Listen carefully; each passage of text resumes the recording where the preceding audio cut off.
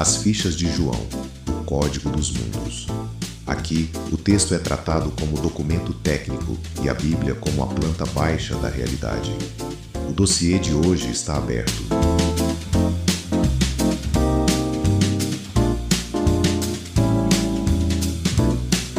Sabe quando a gente olha para a planta e o projeto de um arranha-céu moderno, daqueles bem imponentes, existe ali uma expectativa muito clara de controle absoluto, né? Total. Uma precisão matemática impecável. Exato. A engenharia calcula a tensão do vento, o peso exato de cada viga de aço, a profundidade das fundações, e tudo isso acaba criando uma narrativa na nossa cabeça de que a planta baixa, por si só, é uma espécie de garantia de que o prédio vai ficar de pé, sabe? Sim, é uma visão bem mecanicista, né? E, convenhamos, muito reconfortante do mundo. A premissa é aquela de que, se o cálculo fecha, logo a estrutura sobe, sem grandes surpresas. Pois é, a gente gosta muito de dormir à noite pensando que dominamos todas as variáveis ao nosso redor. Mas aí, num dia perfeitamente comum, ocorre um abalo sísmico. Nossa, sim. A variável incontrolável. Uma falha geológica que é invisível a quilômetros de profundidade se move alguns centímetros apenas. E toda aquela ilusão de controle, todo aquele aço meticulosamente calculado desmorona junto com o concreto. E a gente entra subitamente num território onde aquela nossa planta milimétrica não serve para absolutamente nada. É assustador.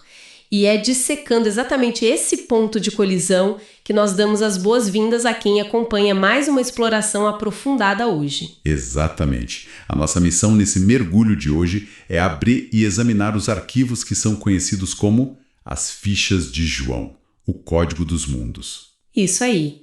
Mais especificamente, a gente vai destrinchar os memoriais 029 e 030. E o nosso objetivo aqui, para deixar claro para quem está ouvindo, não é ler o texto original, que no caso é o capítulo 9 do livro de Eclesiastes, como se fosse uma daquelas poesias místicas genéricas, sabe? Longe disso, ou um conselho de autoajuda abstrato. A ideia aqui é fazer uma exegese rigorosa. E exegese, só para quem não está tão familiarizado com o jargão, é basicamente a técnica de dissecar um texto, né? Isso, de extrair o significado original dele sem injetar as nossas próprias ideias modernas no meio. Nós vamos olhar para essas fichas como um manual operacional mesmo, sobre como a realidade nua e crua funciona de verdade. Então vamos colocar as cartas na mesa logo de cara, porque a promessa para quem está mergulhando com a gente hoje é uma desconstrução, brutal de duas ilusões muito modernas. A primeira é o mito da meritocracia absoluta. Aquela crença inabalável de que o controle, somado ao esforço técnico, sempre vai resultar em sucesso. Exatamente. E a segunda ilusão é a nossa busca desesperada e muitas vezes totalmente cega por reconhecimento. Então vamos começar pela ficha 029, porque ela bate de frente com a cultura atual, né? A gente vive muito na era da produtividade tóxica. O famoso trabalho enquanto eles dormem. Nossa, sim! A ideia de que quem estuda mais, quem treina mais forte e acorda mais cedo, inevitavelmente vai ser o grande vencedor no final. A relação de causa e efeito parece tão óbvia para nós. Parece muito óbvia, mas os dados levantados lá no texto de Eclesiastes 9, logo nos versículos 11 e 12, eles quebram essa expectativa de uma maneira quase violenta, sabe? Como assim violenta? É que o documento lista aí as mais altas competências e virtudes humanas e faz uma afirmação que soa muito contraintuitiva para nós.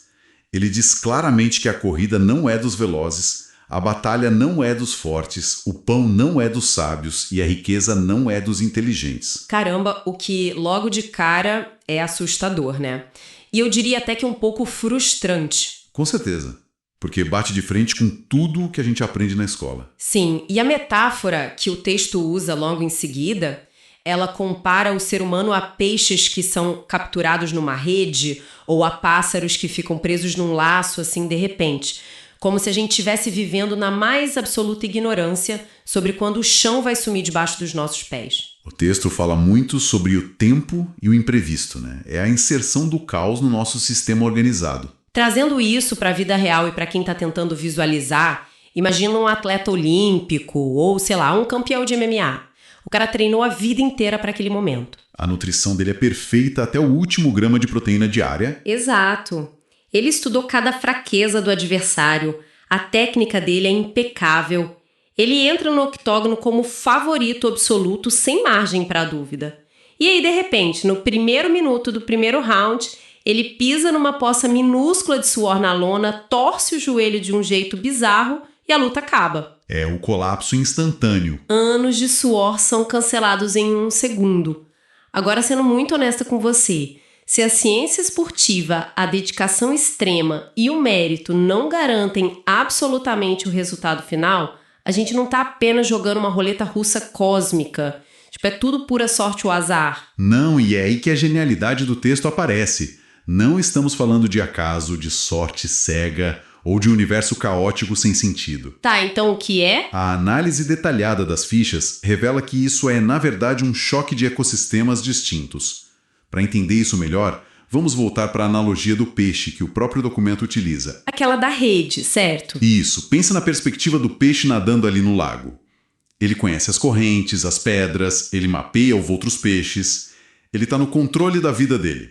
De repente, ele é puxado com uma violência absurda para fora da água. Na cabeça do peixe, o inverso dele quebrou. Deu uma pane no sistema dele. Exato.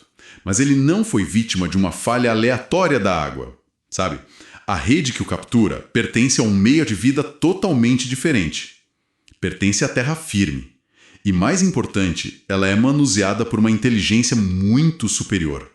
O peixe simplesmente não tem os sensores biológicos para processar ou para prever a existência de um pescador. Ah, entendi. Ou seja, o peixe acha que deu um super azar, mas na verdade ele só esbarrou numa fronteira invisível do próprio mundo dele. Precisamente, nós seres humanos a gente faz a mesma coisa.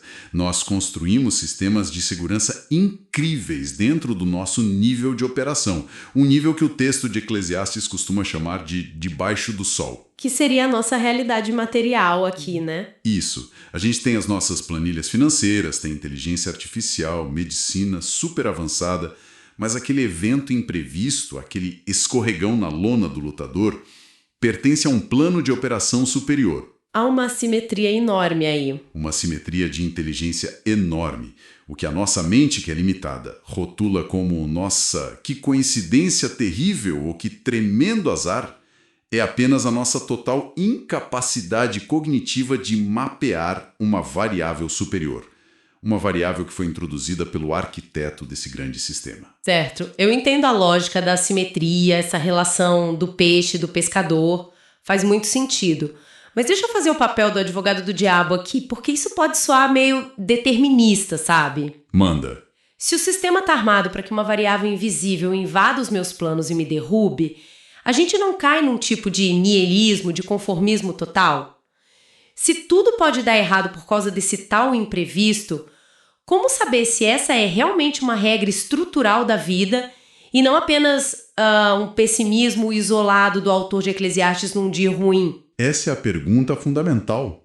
É exatamente por isso que a ficha 029 não trabalha de forma isolada na nossa exegese. Para evitar esse risco de estarmos apenas lendo a opinião deprimida de um autor antigo qualquer, a metodologia exige o que a gente chama de validação cruzada. E como funciona essa validação cruzada na prática? Nós pegamos esse princípio específico do imprevisto e checamos ele contra todo o conjunto canônico das escrituras, para ver se o design se mantém consistente em outros lugares. E a consistência que a gente encontra é de fato assustadora. Nossa! E como essas outras fontes abordam essa mesma ideia? Onde mais a gente vê isso? Veja o livro de Provérbios, lá no capítulo 21, por exemplo. O texto afirma com todas as letras que o cavalo prepara-se para o dia da batalha, mas a vitória vem do Senhor. O que é interessante porque ele não manda você deixar o cavalo solto no pasto. Exato. Note que ele não diz não prepare o cavalo. De forma alguma, o esforço logístico, o treinamento militar, a escolha da ferradura correta, tudo isso é vital e é esperado de quem está na linha de frente operando. Mas o documento é taxativo. O esforço tático é totalmente seu, mas a assinatura final do resultado é de uma decisão externa. Entendi. O preparo não é inútil, mas ele não compra o resultado final de forma automática. Perfeito. Se a gente ampliar a busca um pouco mais, Isaías 55 fundamenta o porquê disso acontecer de forma quase ecológica. O texto declara que os pensamentos e os caminhos do arquiteto são tão mais altos que os nossos, quanto os céus são mais altos que a terra. É a legitimação muito clara daquela assimetria entre o peixe e o pescador que a gente conversou agora há pouco. Sim. E se a gente for ainda mais longe, avançando para o Novo Testamento, no livro de Tiago, no capítulo 4, a gente encontra uma cirurgia muito precisa sobre o nosso planejamento corporativo moderno. Ah, eu lembro dessa. Aquela passagem sobre a presunção dos negócios, não é? Onde as pessoas dizem algo tipo: hoje ou amanhã iremos a tal cidade, faremos negócios lá e teremos grandes lucros. Essa mesma. Tiago ali confronta a arrogância executiva de frente, lembrando que nós não sabemos o que vai acontecer amanhã. Ele chama a vida humana de um vapor. A palavra hebraica hevel, que aliás aparece muito lá em Eclesiastes, que significa algo efêmero, né? Isso, uma neblina passageira que logo se dissipa. A lição é que o plano de negócios mais perfeito do mundo está sempre sujeito a uma vontade soberana que é incalculável pelos nossos melhores computadores. Caramba! Então, quando todas as peças se juntam nessa validação cruzada, a exegese prova que o universo não está com defeito de fábrica quando a nossa planilha perfeitamente calculada vai pelo ralo, né? Exatamente. A realidade foi meticulosamente projetada com essa fronteira intransponível justamente para podar a arrogância humana, para quebrar a nossa ilusão de autonomia absoluta. Mas sabe, isso traz o nosso debate para o chão de fábrica. Como assim? Como isso afeta a forma como a gente vai viver amanhã cedo? Porque se eu sei que um imprevisto cósmico pode simplesmente invadir a minha agenda, será que eu desisto de planejar? Largo a mão de tudo e deixo a vida me levar? De jeito nenhum. E esse é um erro muito comum de interpretação quando as pessoas leem esses textos. Entender a mecânica do imprevisto não deve gerar paralisia ou preguiça no operador. Na verdade, deve gerar o auge de eficiência. O auge de eficiência. Como a aceitação do caos gera eficiência. Quando você internaliza esse conceito, o seu processo de tomada de decisão muda radicalmente.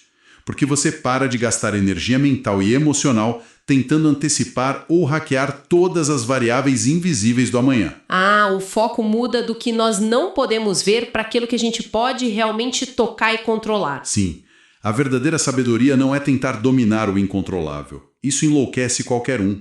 A sabedoria é reconhecer a assimetria e operar de forma excelente dentro dela. Lembra do nosso lutador de MMA? Lembro. O cara que escorregou no primeiro round. Isso. A lição não é para ele parar de treinar ou largar a dieta.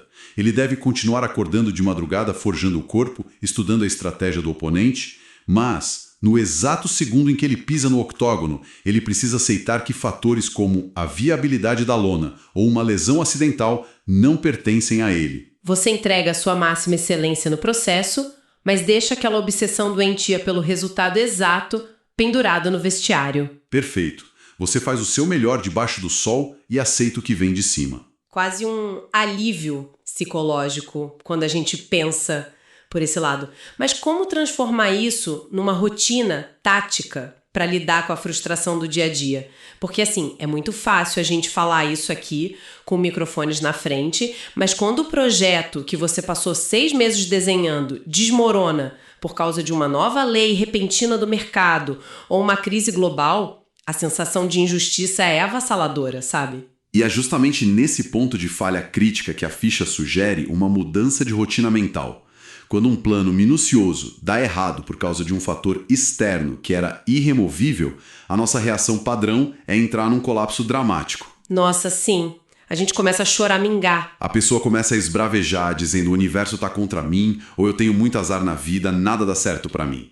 A recomendação baseada nesses textos é que você pare imediatamente de rotular essas situações como injustiças pessoais. Trocar a lente pela qual a gente avalia o fracasso. Exato. Em vez disso, classifique friamente a falha como a inserção de uma variável de ordem superior.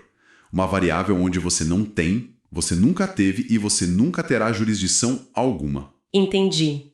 Basicamente, a gente para de dar murro em ponta de faca, a gente aceita que a culpa não foi de uma falha nossa de planejamento e nem de uma maldição pessoal. A variável superior simplesmente aconteceu e ponto. O que drena quase que instantaneamente aquela ansiedade inútil.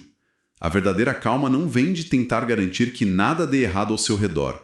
Isso é estatisticamente impossível. A calma profunda de um bom operador vem da submissão à realidade que nos é imposta.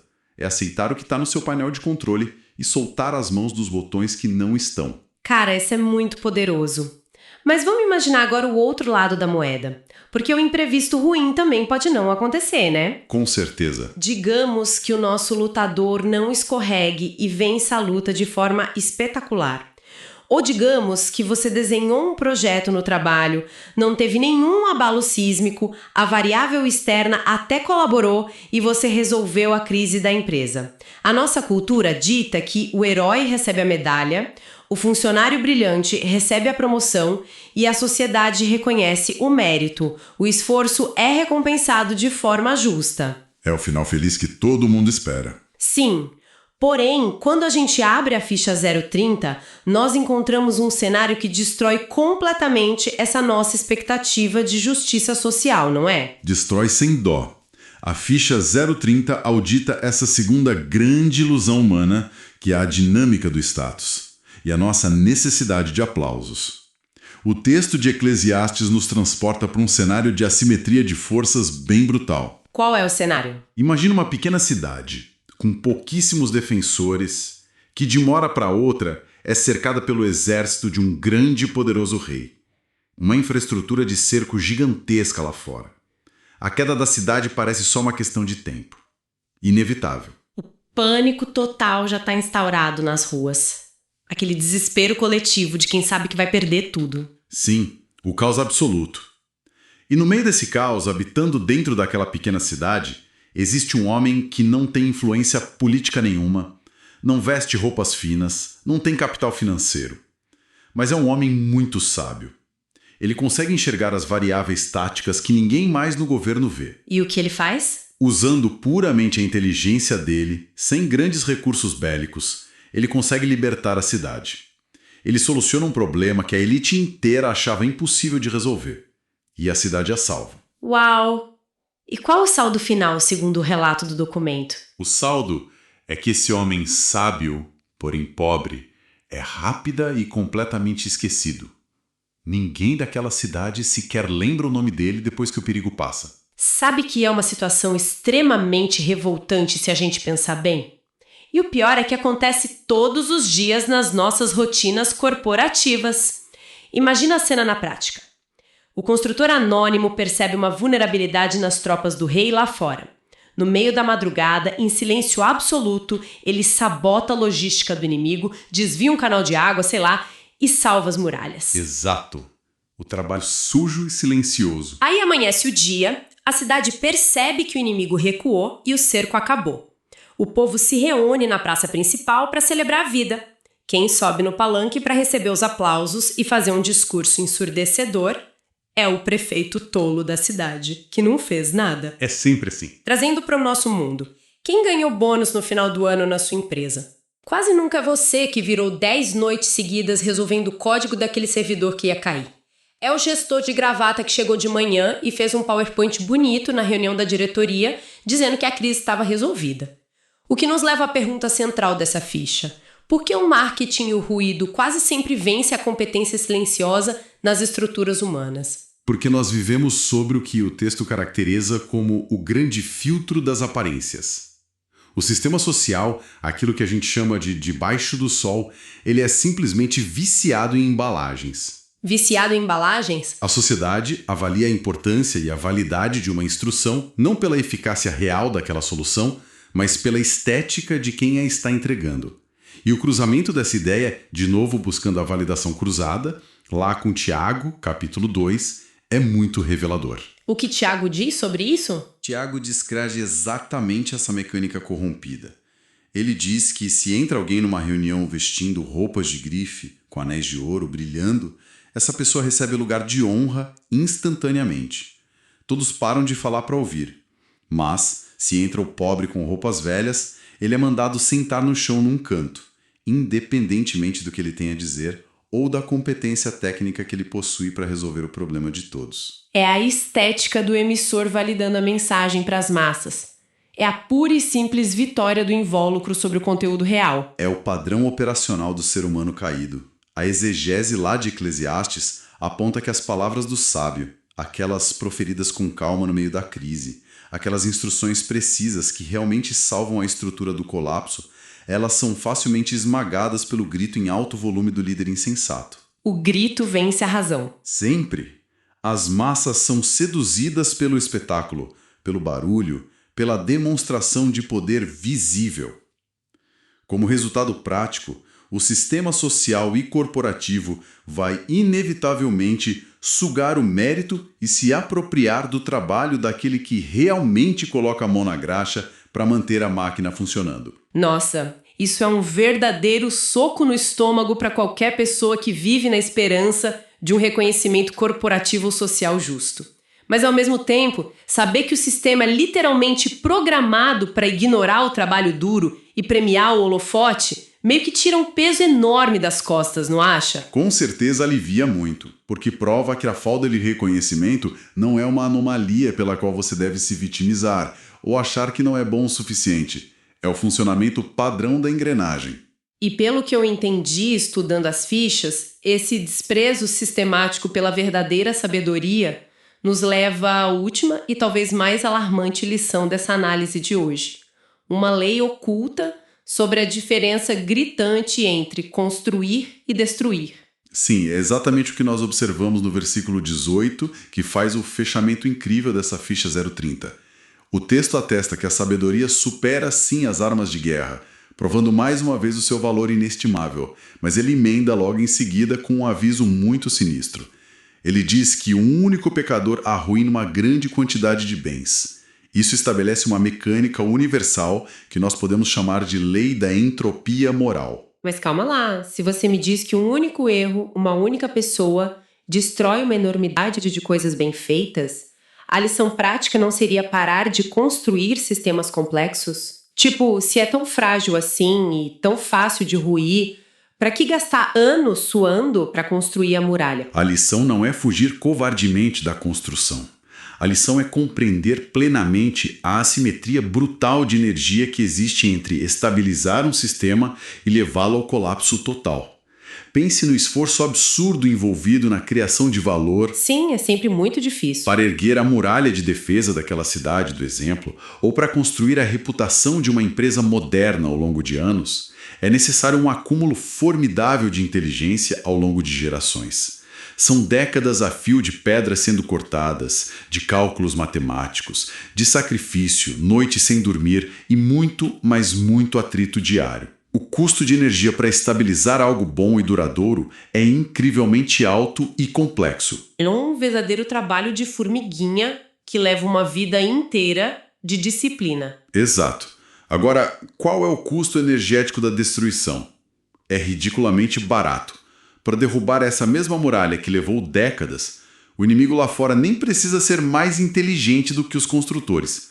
Tudo que é necessário é que, em uma única noite, num espaço de poucos minutos, um único vigia lá de dentro seja negligente. Apenas um elo fraco. Um vigia que está cansado e que cai no sono, ou que de repente aceita um suborno escondido e deixa uma pequena porta lateral destrancada.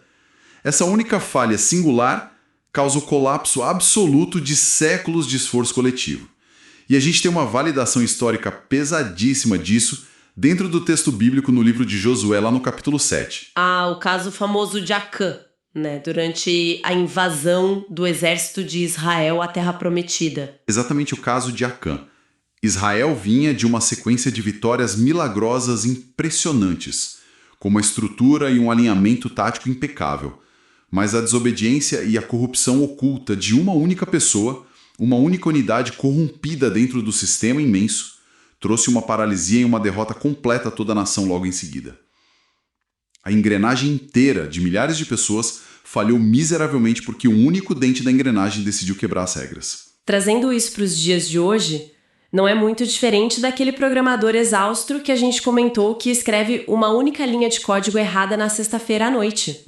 O famoso deploy de sexta. E, de repente, o sistema inteiro de faturamento de uma empresa bilionária sai do ar, causando um caos absurdo que leva meses para a equipe consertar e para limpar a reputação da marca na mídia. A margem de erro para quem constrói e tenta manter as coisas funcionando é sufocante, é quase zero. Mas a alavancagem para quem destrói ou para negligência é imensa. É o peso inegável e frio da realidade. Quem ignora essa lei e tenta viver num mundo idealizado, acreditando que as coisas boas são naturalmente blindadas contra o colapso só porque são boas, caminha inevitavelmente para a decepção profunda. Sintetizando todo esse mergulho denso para quem nos acompanhou até aqui, com tanta atenção, nós rasgamos hoje aquelas plantas ilusórias do nosso controle absoluto.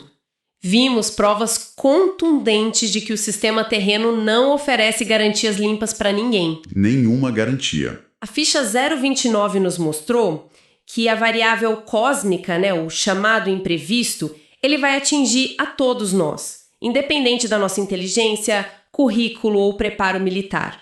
O sucesso absoluto não é uma equação matemática garantida ao profissional mais rápido ou ao atleta mais forte. E logo depois, a ficha 030 desnudou a nossa segunda grande farsa. Sim, revelando que, mesmo quando você vence as probabilidades do imprevisto e salva o dia com maestria, o sistema ainda tem aquele filtro de aparência viciado. Um filtro que provavelmente vai pegar os seus louros e dar os aplausos para quem apenas tem a melhor estética ou quem grita mais alto na praça. E a sabedoria prática reside não em tentar consertar o sistema. A sabedoria é abraçar essas duras limitações, em vez de queimar o seu escasso combustível existencial brigando com elas todos os dias. É parar de lutar contra o que a gente não controla. Porque, no fim das contas, a grande utilidade dessa exegese toda é criar libertação real. O operador que compreende profundamente a mecânica dessas fichas, ele se protege daquela frustração crônica que acaba afogando a maioria das pessoas no mercado. Ele desenvolve resiliência de verdade. Quando uma variável incontrolável destrói o projeto dele do nada, ele não perde a sanidade se sentindo perseguido por um universo injusto.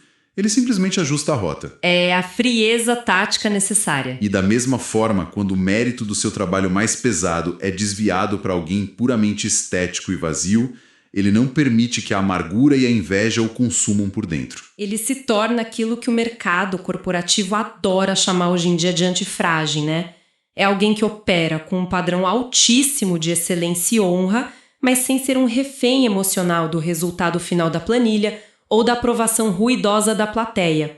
E olha, para encerrar a nossa exploração aprofundada de hoje, a gente queria muito deixar quem está ouvindo com uma última reflexão, voltando àquela imagem lá do nosso início, a imagem do arranha-céu e do engenheiro. A falsa sensação de controle. Isso. Se é um fato inegável que o imprevisto totalmente incontrolável pode bater à sua porta amanhã cedo, mudando e destruindo todos os seus planos muito bem desenhados, e se a recompensa justa pelo seu maior sacrifício e sabedoria pode acabar pendurada no pescoço de uma pessoa tola que não fez nada além de discursar alto? De onde, afinal de contas, você vai tirar o combustível verdadeiro e sustentável para continuar acordando cedo, dando o seu absoluto melhor e construindo algo de valor com excelência, quando absolutamente ninguém estiver olhando para te aplaudir? É uma pergunta pesada. É algo profundo e muito íntimo para nós pensarmos enquanto lidamos com as estruturas desafiadoras do amanhã. Nós agradecemos demais a excelente companhia nessa análise rigorosa de hoje. Fiquem muito bem e até o nosso próximo mergulho profundo nas fontes. Se este conteúdo foi útil para você, considere apoiar a continuidade do projeto. Chave Pix 271925180000120. Titular: Estúdio Maia Cenas. Após inserir a chave, confira o nome do recebedor antes de confirmar. As contribuições ajudam na pesquisa, produção e disponibilização gratuita do material.